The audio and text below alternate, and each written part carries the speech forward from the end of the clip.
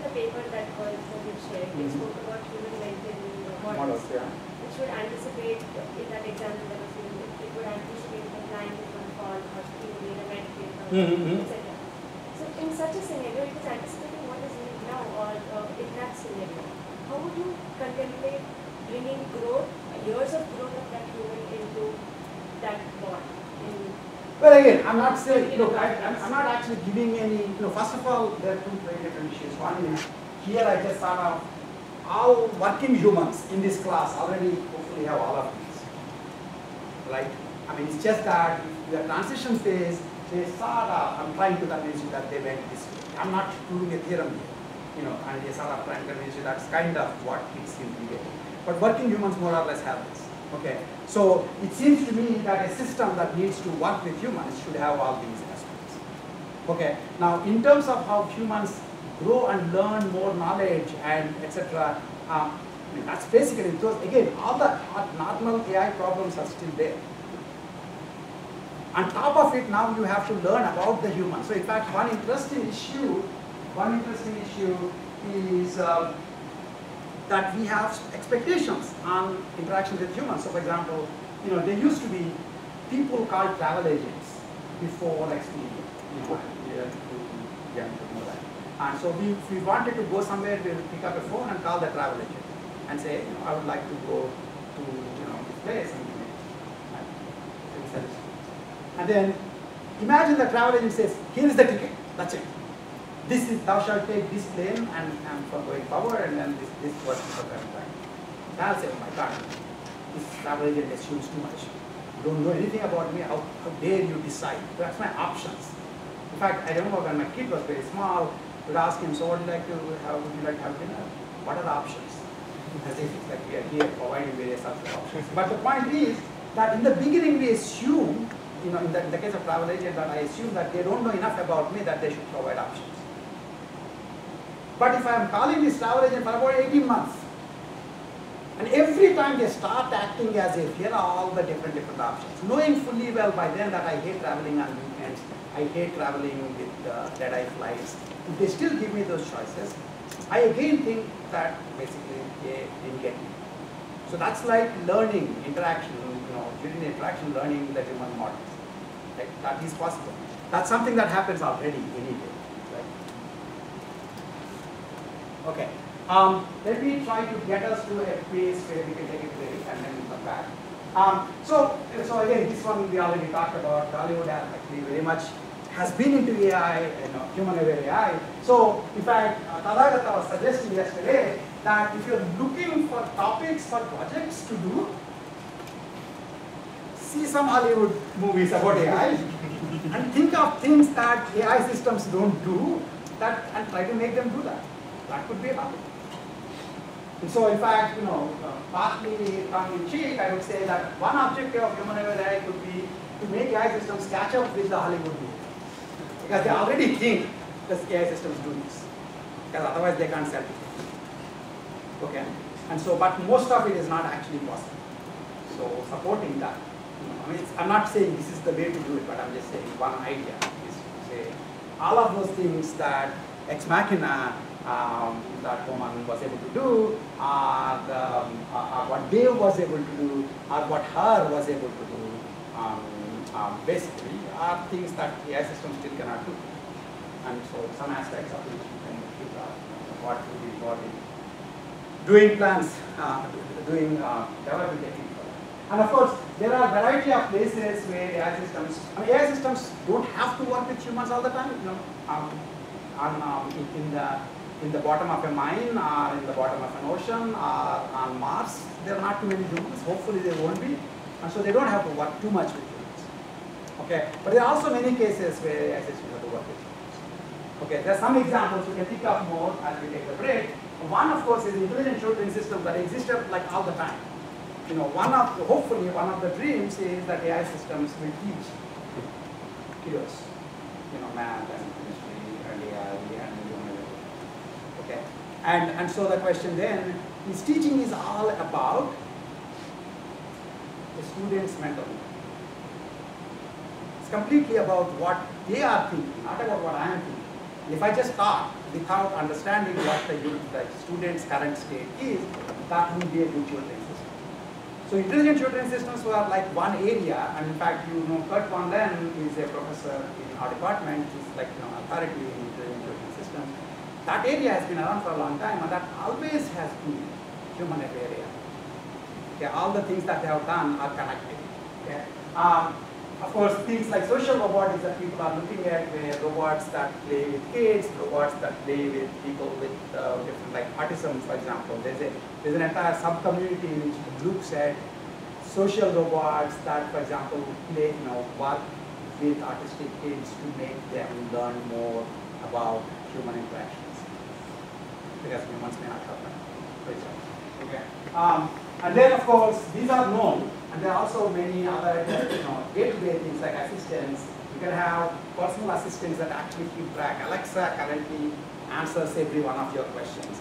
It's barely keeping up with making a model of you. Okay. Of course, if it makes too much of a model of you, that becomes a huge ethical concern again. You know, the only model it seems to be making is remembering what you said, saying I'm not remembering you. And that's what happened to that poor guy in Oklahoma or something, where he apparently was talking to himself loudly about how he's going to kill his wife. And Alexa nicely recorded all of this. So if you're thinking of those kind of things, shut up.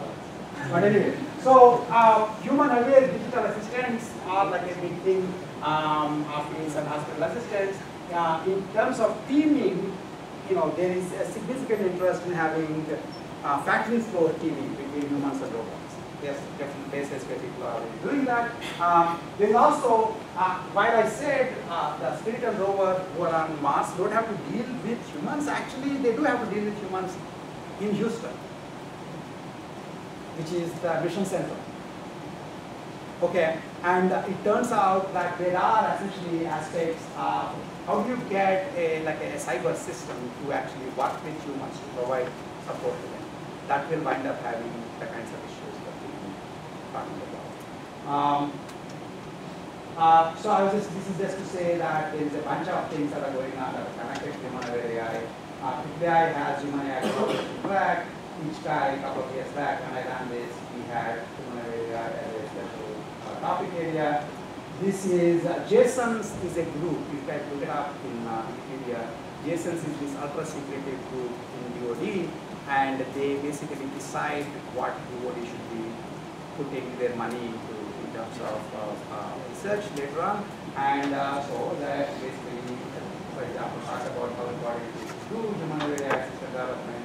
This one, when you had the previous president, they used to have this thing called Office of Science and Technology Policy, and they put out a big thing for preparing for a future with AI. It's a policy paper about how we should, as a country and as a society, prepare for AI systems and all this. And of course, not surprisingly, they talk about seeking new algorithms for human-aware AI as one of the big areas. And then there is industry groups, for example, Partnership for AI, that I kind of did for a while. I've been part of, and they talk about impacts of AI on society and how to sort of think as companies, how the company should think about them. And one of their themes is collaboration between humans and AI systems, for example. So not just to say that there are people who will be at these things. And then this, almost next to last slide before we can get to take a break, there is in some sense a boom in human-aware AI. Somehow, not just me, other people have discovered humans in AI. Okay? And so, which also means that there is an alphabet soup of human and AI combinations. And maybe you can find more of them. But I already mentioned human compatible AI. Stuart Russell, who is the guy who wrote the textbook that you guys use for the Intro to AI course, he's really worried that superintelligence will come more or less on like Sunday and do that things for us. And so he's completely worried about how to design AI systems that are just compatible with humans. He's not talking about AI systems that will take you across the road or say nice things to you. He's just, please don't kill me. Okay, first don't kill me. Okay, so that's human compatible AI. That's connected to, can you even provide safety guarantees on systems that have autonomy. Okay, and it actually becomes quite an interesting thing. I mean, whoever actually came up with this idea, why can't we just specify? It turns out that many specifications have exceptions, and people know how to deal with exceptions because they have a whole bunch of common sense knowledge. Machines just basically take that at face value. And so, in fact, even on those Atari games that many of you may have heard of, there are cases where the system wins by doing stuff that no humans will do. There is no actual rule saying you shouldn't do it, but nobody does that. It's like basically breaks a wall at one point of time. Okay, and it turns out that's a way of winning the game. And you can say, you didn't say I can't do it. Okay, so he's worried about that, and so there is human compatible AI, and there's actually learning. And in fact, one very interesting thing is all men with a lot of money, unfortunately mostly men, are really worried about AI taking over the world. Okay, and so Elon Musk obviously is really worried, as is Dustin Moskovitz, who has a foundation called Open Philanthropy, and they too felt that the pressing question of the age is to stop the computers from killing all of us. And so in fact, HKI is supported by all these private developers. There is human-centered AI. I don't know what it is, but it really makes you feel good. I'm not completely sure. I mean, it's like one of those things. Would you like to do AI that's not human-centered? I mean, seriously? I mean, I don't know. But a lot of people do care about apparently human-centered AI. Some of AI should help you. But it's one more thing. I don't know how to give a course on that, but telling you that there is a report. I think it's like an op-ed in New York Times. There is human-aware AI, which is the big kahuna. It's like the only real human-AI thing. We're talking about it. And in some sense, and we'll talk more about it when we come back, it's just you can think of it as AI should work with and around people. Just like you work with and around people. And when you do work with and around people, you sort of read them, you anticipate what they're going to do, you try to help them, you try to at least get out of their way, you might collaborate with them, you provide explanations. These are some of the things that you do because there are other people in the room. If there is no other people in the room, you don't have to do any of that. You can still be an AI system. If you're on Mars, you can do very interesting task completion without having to do anticipation of the other agents, reading of the other agents' faces and minds, and providing help to them, or collaborating with them. There is nobody else. Okay. Now you can say robots can collaborate. There is a whole entire area called multi-robot systems. In fact, Stephanie Gill gave a class last semester on multi-robot systems. How many of you have done this? Okay. So it's useful to understand that human AI is multi-agent system. First one. Right? Because there are two agents, human and AI. At least one human and one AI. There are two systems. So two agents. Okay? So anything you know about multi-agent systems would be relevant to this. Multi-robot systems are also multi-agent systems, multiple robots. But there are some very significant differences if one of the agents is actually human. At a minimum, think about the following thing. If you have a large number of robots, they can have one single mind on the cloud. They're all controlled by the same essential set of beliefs, desires, and so on. And then they can essentially, Hollywood, if you make a movie on that, nobody will come to see it. I mean, what's the point? I mean, the robots should be just like us. They should all have different, reward matrix. And you can only get ahead by killing the other robot. That's what you should think about. Okay? But if you're designing a robot ecosystem, if you are designing a robot ecosystem, why must you make them individualistic? Unless you are kind of a masochist and say they should have all the problems we have. You understand what I'm saying? Right? So you could do a whole bunch of multi-robot system research without having to deal with anticipating, etc. I mean, they can actually, there is no such thing as mind reading. In fact, robots can read minds because they all have one mind in the cloud and they're all reading and writing into the same mind. If we do that, we'll be done with this course. And the guy was saying, you're only, and what happens at the end of her, those are all things where apparently, essentially, basically talked about having a cloud map. But that changes the things that you have to work on. Okay, so there are connections between multi-robot systems and multi-agent systems, but there's a connection between multi-agent systems and human AI systems. But the things that we focus specifically on are the challenges that come because there's a human in the loop, as against another robot in the loop. When I say we are robot ourselves because we are designing them. So in this class, when I say we are interested in, we have an AI system, it needs to work with another human. We're not talking about we have an AI system that needs to work with another AI system. That's just API nonsense. Okay? And then the other thing I want to mention is that there are areas on human robot, like basically conferences that work on these topics. If you're looking for papers, etc., there's a conference on human robot interaction, called HRI conference, there's a Roman conference, and then, as I said in the previous slide, a whole bunch of general AI conferences are looking at some of these issues, which try to AI tracks on human AI collaboration.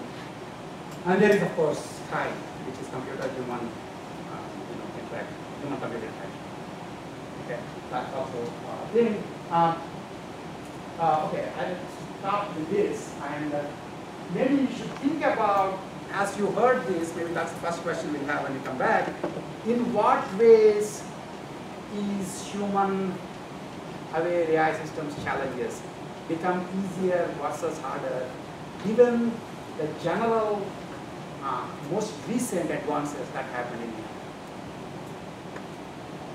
Okay, assuming that you have some idea of it. Okay. We can talk a little about that, and then we'll continue when we come back. We'll take a 15-minute break, so we'll meet back here at 2 o'clock. And then I'll spend that last hour basically going through each of those topics and give a thumbnail sketch of it. Okay? Thank you.